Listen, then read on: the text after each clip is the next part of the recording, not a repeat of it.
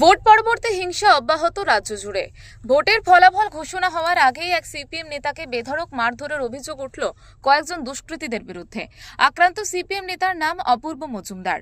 নদিয়ার রানাঘাট ২ নম্বর ব্লকের নোকারি অঞ্চলে দীর্ঘদিন সিপিএম এর একনিষ্ঠ কর্মী হিসেবে কাজ করছেন তিনি বলে জানা গেছে।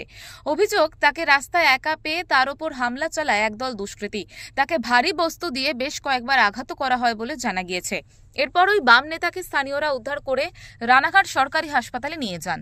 সেখানে বর্তমানে তার চিকিৎসা চলছে। সিপিএম এর অভিযোগ, এই ঘটনার সঙ্গে তৃণমূলের দুষ্কৃতীরা জড়িয়ে রয়েছে। তবে সিপিএম এর তোলা অভিযোগ অস্বীকার করেছে শাসক দল।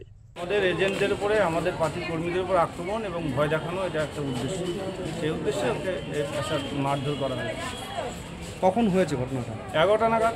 কোথায় হয় এটা? মাটিকুমড়ো বাজারে বাজার কমিটি নিয়ে একটা মিটিং ছিল। ও যেহেতু বাজারে দোকানদার, সেজন্য ও বাজার কমিটির মিটিংয়ে যায় এবং ওখানেই ওকে আক্রমণটা করে। ও যেহেতু দুর্নীতি, বাজারের যে দোকান কেনা বেচা, জায়গা বেচা ইত্যাদি নিয়ে দুর্নীতি হয়, সেই দুর্নীতি প্রতিনিয়ত প্রতিবাদ করে। এটা বিষয়টা আজকে নতুন কিছু নেই।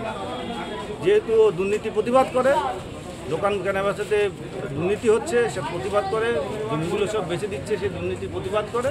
এই প্রতিবাদের জন্যই ওকে হচ্ছে আজকে এই সুযোগে একদিকে ভয়ও দেখানো হচ্ছে, মার দেওয়া হচ্ছে।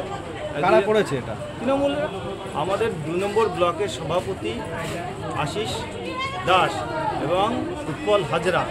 উৎপল হাজরা হচ্ছে বাজার কমিটির সভাপতি। তার উপস্থিতিতে তার সাঙ্গপাঙ্গরা, উৎপল হাজরা নিজেও রুখে এসে মেরেছে। নদিয়া থেকে নিলয় ভট্টাচার্য রিপোর্ট, ওঙ্কার বাংলা।